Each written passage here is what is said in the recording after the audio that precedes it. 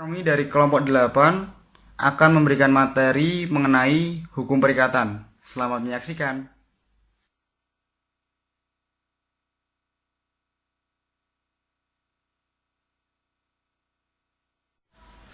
Adapun di sini saya akan memberikan 4 bahasan. Yang pertama, istilah dan pengertian perikatan. Yang kedua, sistem perikatan. Yang ketiga, subjek perikatan. Dan yang keempat, objek perikatan. Untuk yang pertama, istilah dan pengertian perikatan. Perikatan di berbagai kepustakaan hukum Indonesia menggunakan istilah Fibertenis dan Overeenkomst yang berasal dari bahasa Belanda. Yang pertama, istilah Fibertenis berasal dari kata verbinden yang artinya mengikat. Untuk yang kedua, istilah Overeenkomst berasal dari kata kerja overeenkomen yang artinya setuju atau sepakat. Lalu, pengertian menurut para ahli. Di sini saya mengambil 3 tokoh. Untuk yang pertama, von Savigny. Perikatan adalah hak dari seseorang atau kreditur terhadap seseorang lain atau debitur. Dan yang kedua ada Pilto dengan perikatan adalah suatu hubungan hukum yang bersifat harta kekayaan antara 2 orang atau lebih atas dasar pihak yang satu sebagai penerima hak atau pemilik hak atau yang disebut kreditur dan pihak lain sebagai pemikul tanggung jawab yang berkewajiban atau yang disebut debitur atas suatu prestasi. Dan yang ketiga di sini ada Abdul Qadir Muhammad. Perikatan adalah hubungan hukum yang terjadi antara debitur dan kreditur yang terletak dalam bidang kekayaan. Sehingga dari 3 pengertian tadi dapat disimpulkan bahwa perikatan adalah suatu hubungan hukum dalam lingkup lapangan harta kekayaan yang di dalamnya terdapat seseorang yang memiliki hak atau yang disebut kreditur dan seseorang yang berkewajiban memenuhi hak atau yang disebut debitur atas suatu prestasi. Lalu yang berikutnya ada sistem perikatan. Sistem perikatan, sistemnya bagaimana? Perikatan memiliki sistem terbuka. Terbuka itu bagaimana? Artinya setiap orang bebas untuk mengadakan perjanjian, baik yang sudah diatur maupun belum diatur dalam undang-undang, asalkan tidak bertentangan dengan ketertiban umum dan kesusilaan. Sesuai dengan pasal 1338 KUH Perdata ayat 1 yang berbunyi, semua orang yang melakukan perjanjian secara sah terikat atas perjanjian tersebut. Perjanjian secara sah itu bagaimana? Yaitu ada 4 syarat. Yang pertama, ada sepakat. Yang kedua, cakap. Dan yang ketiga, tertentu. Dan yang terakhir, sebabnya halal. Lalu, tadi dibahas bahwa kalau sistem perikatan itu terbuka, yang artinya juga bebas gitu kan. Di sini, kebebasan yang dimaksud seperti apa? Yaitu yang pertama, membuat atau tidak membuat perjanjian. Yang kedua, mengadakan perjanjian dengan siapapun. Yang ketiga, menentukan isi perjanjian, pelaksanaan, dan persyaratannya. Dan yang terakhir, menentukan bentuk perjanjiannya. Namun, di balik itu, di balik kebebasan tadi, ada batasannya. Antara lain, yang pertama, tidak melanggar undang-undang. Yang kedua, tidak bertentangan dengan kesusilaan. Dan yang ketiga, tidak bertentangan dengan ketertiban umum. Jadi yang dimaksud bebas itu seperti itu. Untuk yang selanjutnya ada subjek perikatan. Subjek perikatan itu apa? Subjek perikatan yaitu pihak-pihak yang menimbulkan hak dan kewajiban dalam perikatan. Subjek perikatan ini dibagi menjadi 2. Yang pertama, kreditur, dan yang kedua, debitur. Kreditur itu apa? Kreditur itu pihak yang berhak untuk menuntut sesuatu. Dan sedangkan debitur itu pihak yang wajib untuk memenuhi suatu tuntutan. Kreditur maupun debitur dapat berupa manusia ataupun badan hukum. Dan yang selanjutnya ada objek perikatan. Objek perikatan disebut dengan prestasi. Prestasi itu apa? Prestasi itu artinya hak dari seseorang kreditur atau kewajiban dari seseorang debitur. Berikutnya ada macam-macam prestasi. Prestasi itu ada 3 macam. Yang pertama, memberikan sesuatu. Yang kedua, melakukan perbuatan. Yang ketiga, tidak melakukan perbuatan. Memberikan sesuatu seperti apa? Memberikan sesuatu itu yaitu berupa menyerahkan sesuatu atau memberikan kenikmatan atas sesuatu. Misalnya nih, antara penjual dan pembeli mengenai suatu barang. Hal tersebut dapat dieksekusi, sehingga disebut memberikan sesuatu. Untuk yang kedua, melakukan perbuatan. Melakukan perbuatan itu bagaimana? Melakukan perbuatan yaitu melakukan sesuatu yang sesuai dengan perikatan tersebut. Misal, melukis, menggambar, terus membuat patung atau apa lagi. Yang penting melakukan perbuatan. Untuk yang terakhir, tidak melakukan perbuatan. Tidak melakukan perbuatan itu artinya tidak melakukan perbuatan yang sesuai dengan perikatan tersebut. Misal, tidak bangun rumah, tidak bangun gedung, dan lain-lain. Yang penting tidak melakukan sesuatu di perjanjian tersebut. Lalu ada sifat-sifat prestasi. Sifat-sifat prestasi itu ada 5. Yang pertama, sesuatu yang sudah tertentu atau dapat ditentukan. Yang kedua, sesuatu yang mungkin dapat dilakukan oleh debitur. Artinya, sesuatu hal atau perbuatan yang dilakukan oleh debitur sangat wajar dan mudah untuk dilakukan. Sehingga maksudnya itu sesuatu atau prestasinya itu dapat dilakukan oleh debitur. Jadi maksudnya seperti itu. Yang ketiga, sesuatu yang diperbolehkan oleh undang-undang, ketentuan kesusilaan, aturan agama, dan tidak bertentangan dengan ketertiban umum. Sesuai dengan yang dimaksud batasan-batasnya tadi. Untuk yang keempat, sesuatu yang memberikan manfaat untuk kreditur. Maksudnya bagaimana? Manfaatnya itu dalam arti zat maupun sifat dari benda dan jasanya, sehingga kreditur dapat menggunakan, memberdayakan kenikmatan atau menikmati dan mengambil hasilnya. Sehingga sesuatunya itu maksudnya memberikan manfaat itu, prestasi itu dapat memberikan manfaat kepada kreditur. Ada sesuatu yang bisa dinikmati oleh kreditur seperti itu. Untuk yang kelima, terdiri atas satu atau lebih bentuk perbuatan.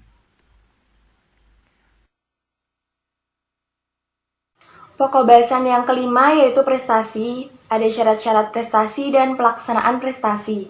Pokok bahasan yang keenam yaitu syarat-syarat perikatan. Pokok bahasan yang ketujuh yaitu asas-asas hukum perikatan. Prestasi yaitu sesuatu yang wajib dipenuhi oleh debitur dalam setiap perikatan. Syarat-syarat prestasi. Yang pertama, prestasi harus merupakan suatu barang tertentu. Adanya pembatasan mengenai jenis suatu barang. Yang kedua, prestasi harus memiliki hubungan kepentingan. Yang ketiga, prestasi harus diperbolehkan oleh undang-undang, kesusilaan, dan ketertiban umum. Yang keempat, prestasi harus dapat dilaksanakan. Pelaksanaan prestasi. Yang pertama, real eksekutif, yaitu pelaksanaan nyata seseorang mewujudkan sendiri prestasi yang menjadi haknya. Yang kedua, parate eksekutif, yaitu eksekusi yang dilakukan secara langsung tanpa campur tangan pengadilan atau tidak lagi memerlukan fiat atau persetujuan pengadilan. Parate eksekutif berasal dari kata parat yang berarti hak itu siap siaga di tangan pemberi pinjaman atau kreditur untuk menjual benda jaminan di muka umum atas dasar kekuasaan sendiri, seolah seperti menjual miliknya sendiri. Syarat-syarat perikatan. Syarat-syarat perikatan yaitu ada 2, yaitu syarat menurut subjektif dan syarat objektif. Syarat subjektif yang pertama yaitu sepakat, yang diatur dalam pasal 1321 sampai 1328 KUH Perdata. Supaya perikatan menjadi sah, maka para pihak harus sepakat terhadap segala hal yang terdapat di dalam perikatan dan memberikan persetujuannya atau kesepakatannya jika ia memang menghendaki apa yang disepakati tanpa ada paksaan kekeliruan, atau penipuan. Syarat subjektif yang kedua yaitu cakap, yang diatur dalam pasal 1329 sampai 1331 KUH Perdata. Pasal 1329 KUH Perdata menyatakan bahwa setiap orang adalah cakap untuk membuat perjanjian, kecuali apabila menurut undang-undang dinyatakan tidak cakap. Menurut syarat objektif yang pertama yaitu hal tertentu, yang diatur dalam pasal 1332 sampai 1334 KUH Perdata.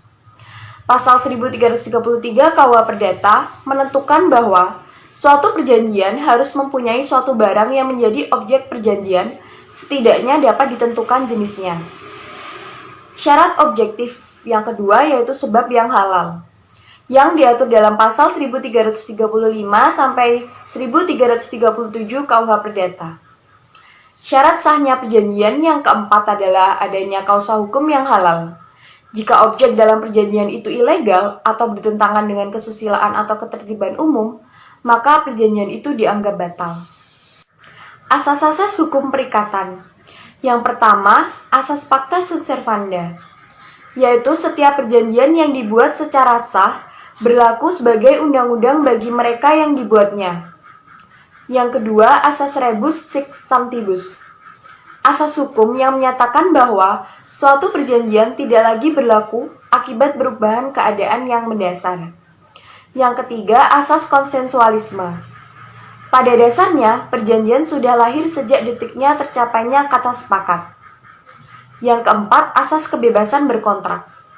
Asas yang memberikan kebebasan kepada pihak untuk membuat atau tidak membuat perjanjian, mengadakan perjanjian dengan siapapun, menentukan isi perjanjian atau pelaksanaan dan persyaratannya, dan menentukan bentuknya perjanjian yaitu tertulis atau lisan. Baiklah, saya akan menjelaskan sumber-sumber perikatan, jenis macam perikatan, dan 10 cara hapusnya perikatan. Sumber-sumber perikatan terbagi menjadi dua. Yang pertama, perikatan yang bersumber dari perjanjian. Pasal 1313 KUH Perdata. Yang kedua, perikatan yang bersumber dari undang-undang. Pasal 1352 KUH Perdata. Terbagi menjadi dua. Yang pertama, undang-undang saja, dan undang-undang sebagai akibat perbuatan orang. Kemudian, jenis macam perikatan terbagi menurut undang-undang dan menurut ilmu pengetahuan. Menurut undang-undang terbagi menjadi 4. Yang pertama, perikatan bersyarat, yaitu perikatan yang pemenuhan prestasinya dikaitkan pada syarat tertentu. Yang kedua, perikatan dengan ketetapan waktu, yaitu perikatan yang pemenuhan prestasinya dikaitkan pada waktu tertentu atau dengan peristiwa tertentu yang pasti terjadi. 3. Perikatan tanggung-menanggung atau tanggung-renteng, yaitu para pihak dalam perjanjian terdiri dari satu orang pihak yang satu dan satu orang pihak yang lain. Akan tetapi, sering terjadi salah satu pihak atau kedua belah pihak terdiri dari lebih dari satu orang. Dan yang keempat, perikatan manasuka,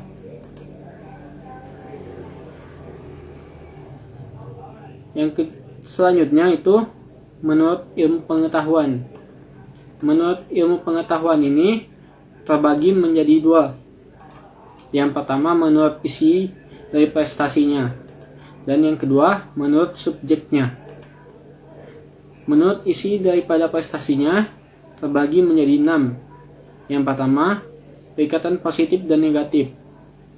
Perikatan positif adalah perikatan yang prestasinya berupa perbuatan positif, yaitu memberi sesuatu dan berbuat sesuatu yang positif.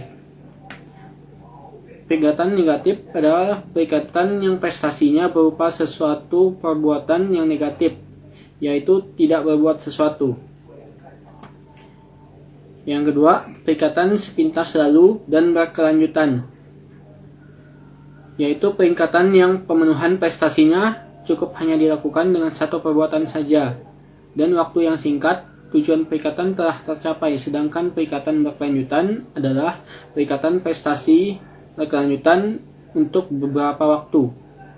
Yang ketiga, perikatan alternatif, yaitu perikatan di mana debitur dibebaskan untuk memenuhi satu dari dua atau lebih prestasi yang disebutkan dalam perjanjian. Yang keempat, perikatan fakultatif, yaitu perikatan yang hanya mempunyai satu objek prestasi, di mana debitur mempunyai hak untuk mengganti dengan prestasi yang lain, bila mana debitur tidak memungkinkan memenuhi prestasi yang telah ditentukan. Yang kelima, perikatan generik dan spesifik. Perikatan generik adalah perikatan di mana objeknya hanya ditentukan jenis dan jumlah barang yang harus diserahkan. Sedangkan perikatan spesifik adalah perikatan di mana objeknya tidak ditentukan secara perinci sehingga tampak ciri-ciri khususnya. Yang keenam, perikatan yang dapat dibagi dan tidak dapat dibagi. Perikatan yang dapat dibagi yaitu perikatan yang prestasinya dapat dibagi. Pembagian di mana tidak boleh mengurangi hakikat prestasi itu. Sedangkan perikatan yang tidak dapat dibagi adalah perikatan yang prestasinya tidak dapat dibagi. Menurut subjeknya, dapat dibagi menjadi dua. Satu, perikatan tanggung-menanggung, yaitu perikatan tanggung-menanggung di mana debitur atau krediturnya terdiri dari berbagai orang. Yang kedua, perikatan pokok dan tambahan, yaitu perikatan antara debitur dan kreditur yang berdiri sendiri, tergantung pada adanya perikatan yang lain. Contohnya adalah peminjaman uang.